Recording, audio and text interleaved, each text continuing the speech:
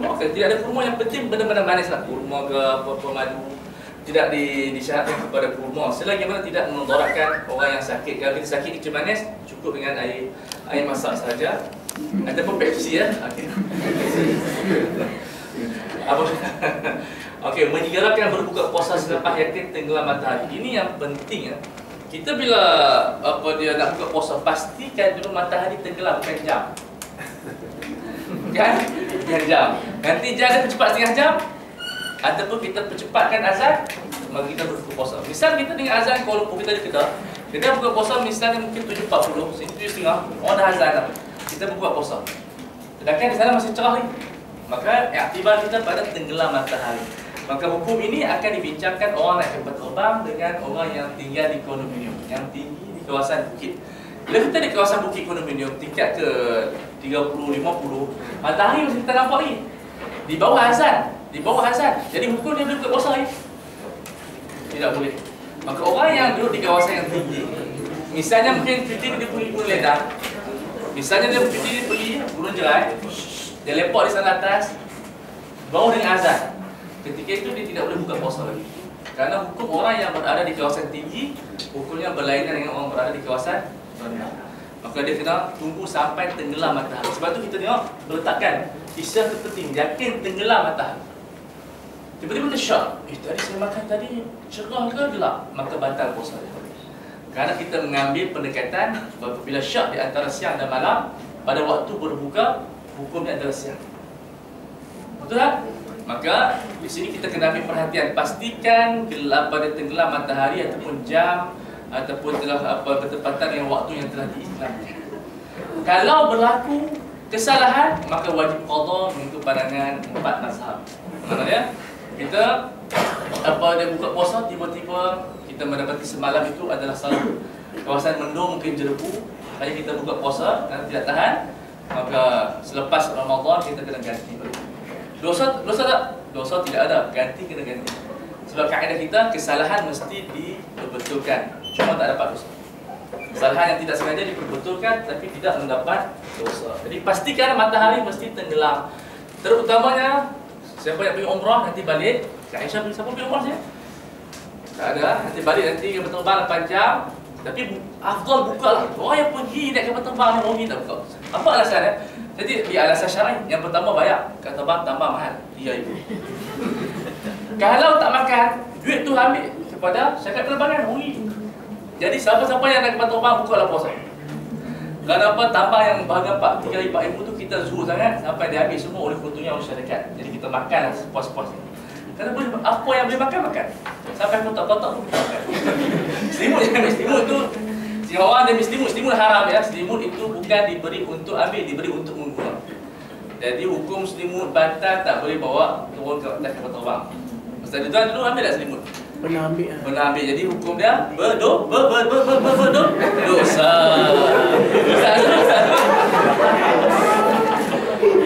Sebab ramai student overseas dia akan ambil selimut emas. Penuh di hostel selimut dia sedar untuk tidur.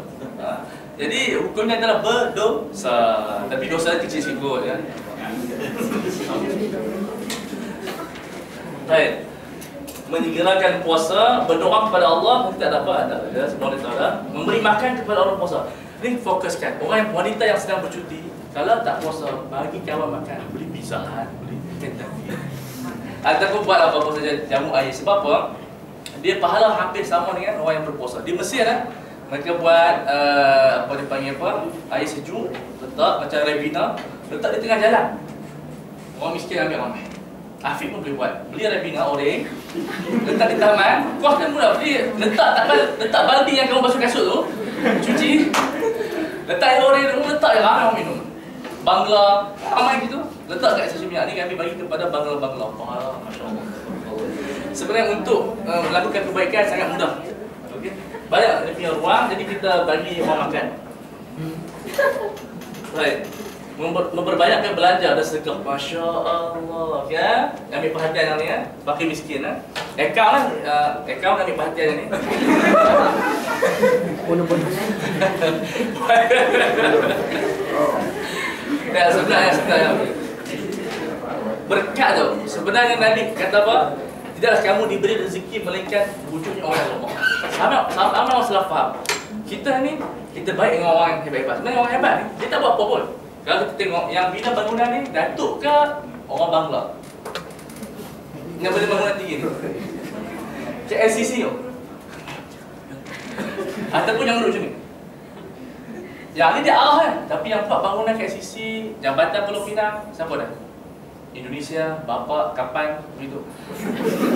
Orang Melayu, duduk di Kuala Nerang, Lahak Yui, dalam Bulu, tu Terengganu, Kuala Selangor dalam, yang cakap tak faham pun. Jauh. Jauh.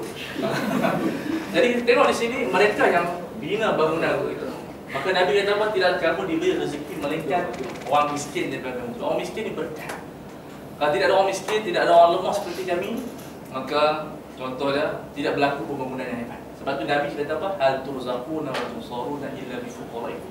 Siapa yang dekat dengan orang miskin, Allah akan bagi kekuatan kepada dia. Maka sayangkan orang miskin. Sayangi orang miskin, hidup dengan mereka, perasaan mereka kita dalami, insya-Allah Allah Taala akan bagikan kita nikmat yang lebih ganda. Ada cerita seorang sahabat, dia pergi ziarah kawan dia orang kaya. Jadi bila dia pergi ziarah, kawan dia tidur balik macam ni. Sakit. Dia kata, kenapa kamu sakit ni? Sakit perut, makan banyak. Oh, dia banyak tak kenapa. Dia pergi ziarah lah kawan dia yang miskin. Pergi duduk macam ni kan? Aduh, sakit perut. Pasal apa dia sakit perut? Lapar, tak makan. Oh, rupanya orang kaya sakit perut sebab tak bagi orang makan. Jadi siapa sakit perut, ketahuilah saya tak bagi orang miskin makan. Nampak? Jadi kita tetap bila jumpa orang miskin, kita tak bagi makan, balasannya Allah bagi kita sakit perut. Maksud bila ayat gerak, maka itu tanda orang miskin tak makan. Jadi pastikan akaun insya-Allah. Tolong guys ya, jangan sekat dia lah. Okey, istiqamah dalam melakukan tarawih. Tarawih ni nak catat bagi sebab banyak orang sekarang ni mengaji mazhab hadis, walaupun dia hadis jadi muhaddis lah. Dan jadi tarawih ni dalam 4 mazhab tak ada 8 rakaat. Dia 20 rakaat. Sebab tu orang yang betul-betul mengaji pondok dia tak ambil 8, dia 20. Sebab tidak ada kaul yang kata 8. Melainkan pendapat ulama Hanafi yang bernama Kamal Ibn Humam yang kata 8 rakaat, dan pendapat daripada sebagian Maliki yang mengatakan ada 8 rakaat, dan ini dipecahkan oleh Ibnu Taimiyah 8 rakaat. Tapi secara penurunan mana daripada mazhab Abu Hanifah, mana kita dah kaji sampai kepada Sahih Fakta Hijrah, tak ada pendapat yang kata 8 rakaat. Semua 20. Tapi nak buat 8 pun tak ada masalah. Cuma nak beritahu bahawa mazhab Syafi'i tidak ada 8 rakaat, 20 rakaat. Kalau buat 8, sah, tak ada masalah. Sebab 20 rakaat ini dia berlaku satu persetujuan daripada 4 mazhab. Maka kita sepakat menyatakan bahawa pembahagian tarawih 20 rakaat. Maka yang afdalnya buat 20 rakaat. Yang bagusnya 8 rakaat, semua yang bagus, tapi jangan bergaduh. Sebab kita nak terangkan bahawa mazhab Syafi'i tidak ada 8 rakaat, 20 rakaat. Yang mana afdal, tengok siapa yang itu syuk. Pahala bukan topik fiqh. Pahala itu serah kepada Allah Subhanahu Wa Taala. Tapi kita insya-Allah akan mengadakan tarawih ekspres. Kalau siapa bersetuju, 10 minit saja. Tadi masa dia ada satu masjid, dia baca dua ayat. Satu masjid ini susu. Ramai pergi yang 2 ayat. Bismillahirrahmanirrahim. Alif Lam Mim. Dzalika kitabul la raiba fihi hudal muttaqin. Allahu akbar. Oh, saya kaf ya ain sad itu di masjid bulat. Di masjid siapa tu pasal di masjid bulat tu 2 ayat saja. 10 minit habis. Masya-Allah, itulah tempat yang kami pergi. Ada khusyuk. Situ tak khusyuk lah. Baik, kemudian beriktikaf di penghujung 10 Ramadan ini siapa yang mampu buat hebat. Kalau saya ceritakan seorang ulama namanya Abu Hasan Ali An-Nadawi. Dia itu seorang ulama yang sepatutnya hidup di zaman sahabat, tapi Allah keluarkan dia hidup di zaman kita. Daripada kecil sampai ke tua tak pernah meninggalkan i'tikaf 10 Ramadan. Sampai Syekh Allah kata apa? Aku ini ingin berlumba beribadat dengan Abu Hasan An-Nadawi, tetapi aku tak boleh. Sebab apa? Masing-masing Allah bagi hak buat. Syekh Qadhi kata, aku tak mampu nak challenge. Syekh Qadhi subhanallah, ibadat dia kuat lah. Tapi nak challenge ibadat Abu Hasan An-Nadawi tak boleh. Tambahan kita ni lagi lah, tak ada apa. Jadi kita buatlah sekiranya kita mampu. Lepak di masjid dalam 2-3 minit, kemudian keluar. Jadi mana ada kita, jangan terlalu besar sangat, nanti kita penat. Ambil yang sederhana, ambil yang makul, sesuai dengan kejayaan kita, kehidupan kita yang penat, kejayaan sibuk, kita buat yang sekadar yang termampu. Baik, i'tikaf. Seorang lelaki beribadat di masjid sehingga tamat 10 ini, insya-Allah wanita pula boleh beribadat di rumahnya. Tapi yang ni mazhab Syafi'i tak berapa nak setuju. Okey. Tapi kalau katalah kita banglo, boleh kita buat satu ruang. Kita galakkan sampai ada banglo, kita buat satu sauma, satu bilik kecil untuk kita iktikaf je. Kalau kita malas ke masjid. Jadi situ kita beribadat. Jangan masukkan di situ CD, video, TV, karaoke. Itu kita letakkan di tempat orang tamu. Tapi dalam bilik ibadat itu kita letak Quran untuk kita beribadat. Nabi dalam masjid dia ada mihrab yang tempat dia orang kata orang pada kata celuh-celuh. Cukup-cukup untuk buat ibadat. Jangan buat katil situ untuk ibadat letak katil, aircon semua dan sekali tidur. Iktikaf 10 hari tapi badan dia membesar kerana dia tidur. Kita fokus pada puasa. Boleh semua. Okey, kita bahagikan puasa ni kepada banyak. Bulan Ramadan, kafarah. Ni bagi orang yang qada, nanti kita akan bincangkan siapa yang perempuan tak sempat nak qada sebabkan dia bersalin, kemudian dia menyusu, kemudian mengandung pula. Semua orang tu mengandung setiap tahun. Dia punya kilang dia bagus. So dia tak tahu dia puasa. Macam mana dia nak qada? Susah nak qada tu. Jadi dia mengumpulkan sampai 90 berapa hari. Sama ada dia kena ganti fidyah cukup banyak ataupun nak kena gandakan, itu akan dibincangkan insya-Allah pada penghujung. Puasa nazar juga dianggap sebagai puasa yang wajib. Okey. Ini puasa sunat nanti terlepas lah insya-Allah. Puasa mana sunat juga mesti semua terlepas dah. Okey, ni kita tengok puasa yang terlarang. Puasa yang terlarang kita kena ingat hari-hari ada 4 hari je. Hari raya dan Yaumul Tashrik dari 5 hari. Ketika itu puasa kita tidak mendatangkan pahala, bahkan tidak sah. Jadi ada orang yang rajin nanti, aku ni dah bertaubat dah. Yang raya tak mau nak raya, dah puasa tu. Itu dia panggil istilah dalam kamus bangang nama dia. Okey. Iaitu orang bangang. Sebab apa? Puasa yang terlarang tidak mendapat pahala dan tidak sah. Apa maksud tidak sah? Soal dia tidak berpuasa. Maksud disebut tidak sah soal dia tidak melakukan apa-apa ibadat. Sebab itu kata Syekh Kamal Nuhman, berpuasa hari tersebut haram kerana berpaling daripada jamuan Allah. Allah nak bagi kita makan. Dan Nabi bersabda hari raya itu adalah yaumul akli wa syurbi wa yaumi dzikrillah. Hari raya itu hari untuk kita makan dan minum, yang lupa zikir kepada Allah. Jadi hari itu ada orang kata, insya-Allah yang kecil manis, makan apa pun tak mudarat. Yang itu saya tak tahu sejauh mana kebenaran dia. Yang darah tinggi, makan kambing pun tak apa. Jadi cuba test. Kalau mati jangan cari saya. Mati cari apa? Duit malaikat lah. Duit malaikat. Malaikat jaga elok. Baik. Mazhab Syafi'i berpendapat puasa pada hari tersebut tidak sah dan berdosa. Jadi jangan kita berpuasa. Kita terlarang. Ini puasa-puasa yang makruh. Tak kita buat makruh singkat. Okey, di antara yang penting mengkhususkan puasa hari Sabtu. Ini yang kita buat, semua orang buat. Tapi kalau kita nak puasa hari Sabtu juga, kena puasa hari Jumaat atau hari Ahad. Siapa dapat puasa khusus hari Sabtu atau Jumaat, pastikan dia puasa 2 hari berturut-turut. Ataupun mengkhususkan puasa hari Jumaat. Okey, kita kena tahu nanti sebab kita tak sempat nak uraikan secara detail bahawa di sana ada puasa yang makruh. Iaitu kita berpuasa khusus hari Jumaat dan khusus hari Sabtu. Melainkan kita gabungkan di antara hari Ahad atau hari Khamis ataupun Jumaat Sabtu. Itu dapat mengeluarkan kita daripada sikap meniru orang Yahudi berpuasa. Sama seperti tahajud. Ada orang buat tahajud, dia khususkan malam Jumaat, itu benda yang makruh. Sebab malam Jumaat kita kena khususkan kepada selawat dan baca surah Al-Kahfi. Tapi bila kita seminggu kita rehat tahajud, kemudian hari Jumaat malam itu kita nak tahajud, itu makruh hukumnya.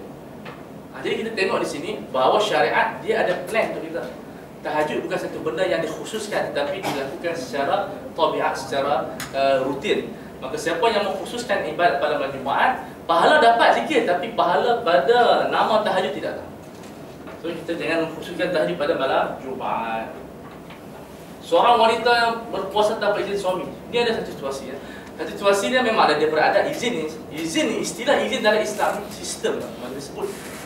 Isteri wajib meminta izin kepada suami. Ia bukan bersifat diktator. Lawan dia bukan diktator, lawan dia sistem. Sebab izin ini dia merupakan sistem ketamadunan. Cuma dia tengok orang yang tidak diizin, hidup dia terus ambil. Kita keluar pejabat tidak ada izin, keluar rumah tanpa izin. Jadi maklumat tidak sampai.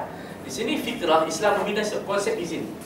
Izin ini dia bukan sekadar ibadat, tetapi dalam mana-mana agensi ataupun kehidupan. Kerana izin ni membina sikap dipanggil etika dan dapat kita mengetahui keadaan seseorang. Ayah saya nak pergi kedai sekejap. Jadi kalau apa berlaku, dia boleh refer ke kedai. Tapi kalau isteri itu dia tidak minta izin kepada suami, sistem tidak ada. Jadi isteri-isteri yang terasa beban, semua nak minta izin suami, itu bukan diktator, itu sistem. Kerana sistem dia membantu maklumat sahih. Sebab itu apa dia, orang perempuan kena terbetulkan. Sebagai dia kata, dia kena kongkong dengan suami dia, semua benda nak minta izin. Bukan semua benda yang selalu suami tidak tahu. Tapi kalau lah pagi-pagi isteri dia nak pergi kedai, tak perlu minta izin, tak pada hari-hari dah abang. Tapi dia bagus hari kata, abang nak pergi kedai, aku dah tahu dah hari yang minta. Tak perlu kata, begitu macam tu. Tapi kalau apa dia beradab lebih baiklah. Tapi tidaklah wajib hari-hari abang saya nak pergi pejabat. Sebab dia izin secara umum dah. Abang dah tahu dah, daripada Isnin sampai Jumaat dia kerja. Jadi sunat kita minta izin sebab dah ada izin umum dah. Tapi adab kita hari-hari, abang saya dah pergi pejabat, kalau abang tulis buruk, aku tahu dah hang minta izin berapa hari. Jadi tu orang Kedah ni lawyer buruk dia ada standard dia. Dia ada ya. Sebab tu lawyer buruk dalam hukum dia, di hukum yang kita buat dibolehkan kepada orang Kedah yang tidak dibolehkan pada negeri-negeri yang lain. Hidup Kedah. Buat tak mama. Okey, berpuasa tak ada apa tak? Okey, cuma suami adab dia kena bagi isteri berpuasa. Janganlah sampai apa dia kita katakan dia ni diktator. Bila isteri itu minta izin, sayugia kata orang Indonesia, kata dia sayugialah dia mengizinkan isteri yang berpuasa. Cuma masalah sekarang ni orang perempuan mana berpuasa maka tak ada izin dah sekarang. Tak berpuasa lah. Sebab apa? Alasannya orang perempuan tak berpuasa. Dia barang dia makan coklat. Okey, sekarang kita tengok rukun puasa. Apakah rukun puasa yang kita kena tahu? Yang pertama, kita mesti menghalang diri pada perkara-perkara yang membatalkan. Dan saya akan uraikan apa yang membatalkan. Tak masuk niat. Apa? Yang kedua, niat saya akan uraikan. Apa maksud niat? Yang ketiga, okey. Cuba tak ada? Kamu ikut dia. Boleh dia pelan-pelan. Tadi tak apa.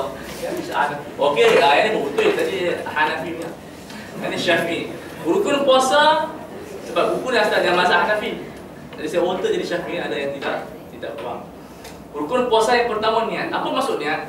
Niat ialah keazaman untuk berpuasa. Cuma yang peliknya, kenapa kita bila kita niat puasa kita tidak serentak dengan fajar? Kalau kita sembahyang, kita niat bersama dengan takbir, betul tak? Allahu Akbar. Tetapi bila kita puasa, kenapa kita tidak tengok fajar? Bila fajar nak niat, kita pun niat. Betul tak? Itu kaedah begitu. Disebabkan susah untuk kita buat begitu, syariat membenarkan kita niat di waktu malam. Maka ini permasalahan sangat penting. Iaitu bila kita boleh niat, bila tiba waktu maghrib. Mana bila ada azan kita boleh niat. Tetapi itu harus sunat niat bila waktu tengah malam. Maknanya niat pada waktu maghrib mensahkan walaupun kita tidur, makan, berjimat, melainkan dia membatalkan niat dia tak nak puasa. Tapi kalau waktu dia niat puasa, waktu maghrib, dia makan, dia minum, dia tidur, dia bersetubuh, tidak membatalkan puasa dia. Tidak membatalkan niat dia boleh puasa untuk hari esok. Okey, muskilah yang ada sekarang ni, kadang-kadang orang terlupa untuk niat puasa. Apa kita nak selesaikan? Maka ulama bagi dua penyelesaian. Saya di sini nak bagi bengkel, bukan nak uraikan panjang, tapi kita nak selesaikan masalah relatif. Bila kita ada masalah niat, saya terlupa, ulama bagi dua pendekatan. Sama ada malam pertama itu kita niat straight 30 hari. Saja puasa 30 Ramadan pada tahun ini lillahi ta'ala. Maknanya selepas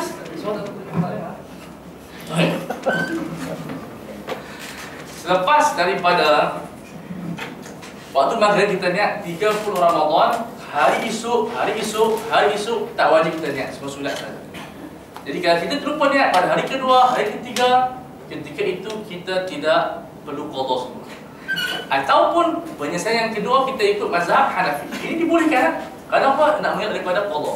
Kita malas qada. Betul tak? Ada usul qada pasal? Angkat tangan? Tak ada. Semua tak minat qada. Betul tak? Semua nak buat adaan.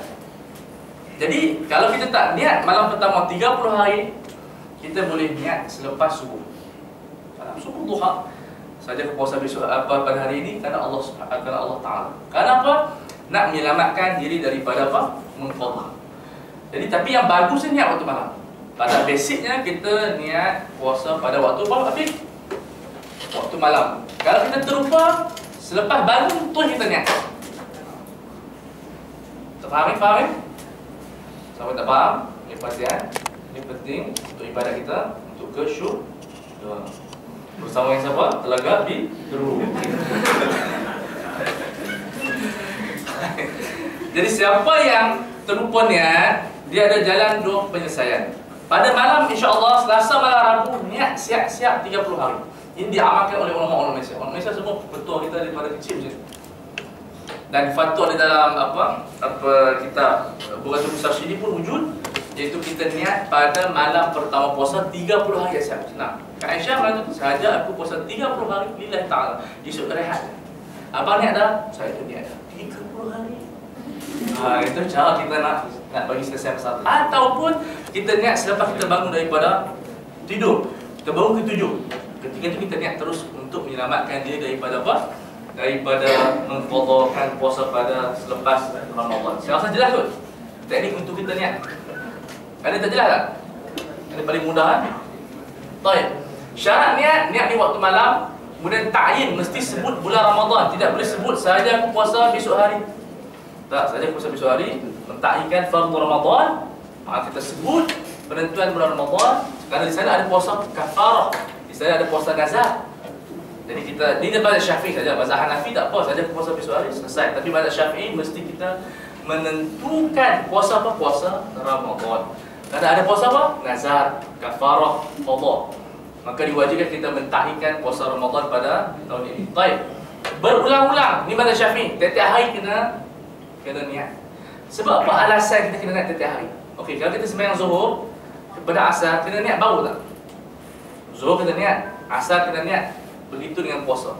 Puasa hari ini bukan puasa hari esok. Puasa hari esok bukan puasa hari lusa. Maka ulama mewajibkan niat. Tetapi kita menggunakan pendekatan Maliki yang menyatakan puasa 30 hari seperti sembahyang 4 rakaat. Buat pemikiran ada. Puasa 30 hari sama seperti kita takbir Zuhur 4 rakaat. Perlu tak kita tiap-tiap rakaat kita niat? Bangun kedua sahaja aku sembahyang fardu Zuhur 4 rakaat. Kalau kedua dia tak. Ketiga kita bangun niat lagi. Tak ada. Begitulah dengan puasa. Okey. Hukum hakam yang berkaitan dengan niat. Yang pertama, ini kadang-kadang kita salah. Yang ni orang punya pondok kita aku tak buat kot. Kita sebut sahaja aku puasa besok hari Selasa, sedangkan esok hari Rabu. Kita salah sebut. Kalau kita salah sebut dalam menentukan hari, tidak batal. Kalau sengaja itu batal. Kalau tidak sengaja itu tidak batal. Macam orang sembahyang sahaja aku sembahyang 4 rakaat mengikut imam yang nama Haji Zubir lillahi ta'ala. Bahkan yang daripada itu adalah Nazam, Haji Nazam. Waktu Zuhur. Sembahyang. Apabila kita menentukan imam salah, itu membatalkan sembahyang kita sebab dalam penentuan ini. Tapi saya rasa ini orang mengaji pondok, orang tak mengaji pun dia tidak terlintas dah sebut imam nama apa, Haji Bahlul ke Haji Barat ke.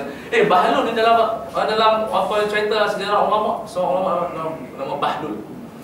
Bahlul ni tokoh ulama ekonomi. So kalau saya tersebut kamu ni Bahlul, kamu yang terjadi. Saya makna kamu bukan bodoh, tapi ada ulama yang hebat. Orang tak cakap, contoh Sofia, kamu ni Bahlul lah. Oh, hebat sebenarnya itu. Sebab apa? Kamu orang yang hebat. Sebut apa awal kamu ni Bahlul lah. Orang kata Bahlul ni bodoh. Tapi niat saya, kamu cermelang, hebat, gemilang, begitu, tinggi. Satu lagi baral. Baral dalam bahasa Arab ni binatang yang cantik. Iaitu kacukan di antara kuda dan juga keldai. So kalau bahasa Arab sebut kamu ni baral, maknanya kamu orang yang cantik. So kita katakan pasal apa? Wah, kamu ni baral lah, Wan. Masya Allah, cantiknya walaupun bukan ni bodoh. Tapi kalau saya kata tu maknanya baral tu binatang yang cantik. Sebab tu di Mesir ada nama Mat'am Baral. Kedai, restoran baral. Tapi ya Allah, ada juga baral dekat Mesir. Itu baral maksud cantik. Baik, kemudian ta'yin sebab ini masalah kita tidak penting sangat. Okey, memotong niat. Kita tengah puasa tu, saya tak jadi puasa esok sebab nak musafir. Kalau niat di waktu malam, batal puasa kita. Tetapi kalau kita batalkan niat selepas naik fajar, tidak batal. Bezakan, batalkan niat puasa waktu malam berlainan membatalkan niat di waktu siang. Kita sehari siang, kita berpuasa, saya nak buka puasa lah. Batal tak puasa? Tidak, sebab sama konsep dengan haji. Haji kalau kita batalkan niat haji, tapi kita tak buat jima' dan sebagainya, tetap kita ihram. Tetapi puasa kita bahagikan dua keadaan. Kalau waktu malam, esok nak pergi Kuala Lumpur, tak jadi puasa. Ketika itu, niat yang kita niatkan tadi waktu maghrib, kena ulang semula. Tapi kalau kita niat selepas fajar, mana kita batalkan selepas waktu subuh, ketika itu niat tidak menggugat kita. Kita boleh puasa. Ini berbeza dengan sembahyang. Sembahyang dalam mazhab Syafi'i, kalau kita niat batalkan, maka sembahyang batal. Kenapa? Puasa jarak dia 12 jam. Jadi kalau kita dibatalkan puasa kita, menyusahkan kehidupan kita. Tapi sembahyang 5 minit. Kalau kita batalkan sembahyang kita, kita boleh buat lagi. Tapi kalau puasa, kalau kita niat batal puasa 12 jam yang panjang, oh yang itu hari kita potong. Sebab kadang kita lintas teringin nak makan. Aku dah buat puasa, kalau keadaan batal, teruk kita. Jadi ini benda-benda yang perlu kita tahu. Memotong niat ketika waktu siang Ramadan tidak membatalkan puasa kita. Menukar niat juga itu membatalkan. Saya niat esok nak qada. Bukan niat nak supaya puasa Ramadan, tapi nak bayar kafarah, tapi nak bayar nazar. Itu tidak mensahkan puasa kita. Itu tak penting sangat. Yang penting nombor 5. Niat wanita haid. Haid ni satu nikmat. Kenapa dinamakan haid? Kajian menunjukkan haid ini adalah menunjukkan tangisan darah, kerana tidak disetubuhi orang tersebut. Sepatutnya orang disetubuh di sawit dijamakan oleh nama apa? SPRM, sperma. Okey. Dia dijamakan oleh sperma. Tiba-tiba hari itu sperma tak senyawa, maka dia menangis. Betul orang kata tangisan darah, air mata darah. Mana darah tu menangis kerana tak disetubuhkan. Sebab itu dia makan haid. Jadi dia kecewa kerana dia tidak mengandung. Asal usul haid. Betul? Okey, kalau wanita itu dia niat waktu malam, dia terputus haid tapi tak mandi wajib lagi. Apakah puasa dia sah? Dia tidak mandi wajib lagi. Okey, kita bincang sembahyang. Sembahyang dia tidak mandi wajib, dia sembahyang ambil wuduk. Sah tak sah? Okey, kalau puasa? Puasa sah. Okey, sama seperti dia menjangkakan malam ni insya-Allah kering, malam ni kering, dia niat siap-siap. Lepas tu esok ini ada siapa? Gangguan jin ya Allah.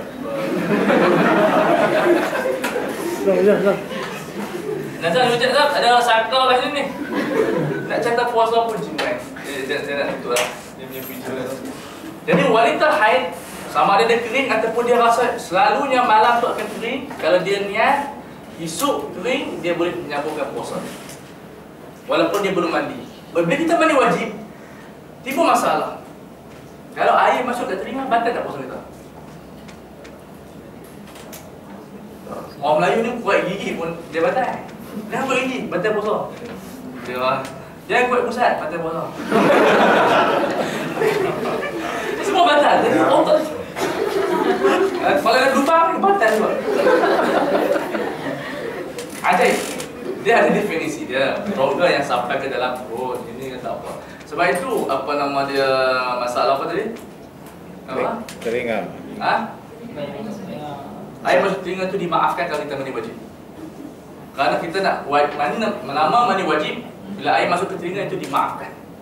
Tak perlu. Ada tengok orang dia letak kapal.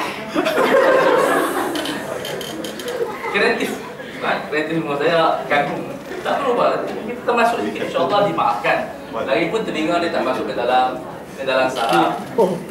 Selesai. Ini haid sama dengan nifas kan? Nifas sama hukum dengan hayyud. Mentaklid dalam niat. Insya-Allah sahaja puasa besok hari, insya-Allah lillahi ta'ala. Dia sebut insya-Allah, semua insya-Allah. Dia sebut insya-Allah. Ada orang tu dia tak faham. Dia orang kata apa? Kamu ni cantik ya? InsyaAllah. Semua insya-Allah. Dia tak sebut dia Islami tapi bangang sikit lah. So kita kena tahu istilah-istilah bahasa dia kena letak pada waktu dia. Ini semua insya-Allah. Teruk banget. Jadi bila kita mentaklid, insya-Allah kita tengok niat kita. Adakah kita taklid itu untuk mengambil berkat ataupun untuk menyerahkan kepada Allah. Kalau kita tak serah kepada Allah, hukumnya tidak sah. Kerana kita tidak yakin. Tapi untuk berkat, insya-Allah itu berkat. Kita sembahyang sahaja kesukaan pada maghrib, insya-Allah lillahi ta'ala berkat itu tidak membatalkan. Tapi saya rasa benda ni tak tergambar pun dalam pemikiran orang biasa. Ini hanya tergambar dalam orang mengaji ya. Orang mengaji ni dia susah sikit, dia akan mengaji rukun takbir pun sampai 20 rukun. Tapi orang biasa dia takbir, tidak ada pemikiran seperti ini. Orang saya sebut sebagai satu contoh saja. Syak dalam niat ada permasalahan. Okey, kita syak tu bila? Syak ketika mana kita rasa sebelum subuh kan selepas subuh. Ataupun kita niat kita syak. Keadaan. Tadi aku syak tak? Aku puasa tak? Niat puasa tak pagi tadi?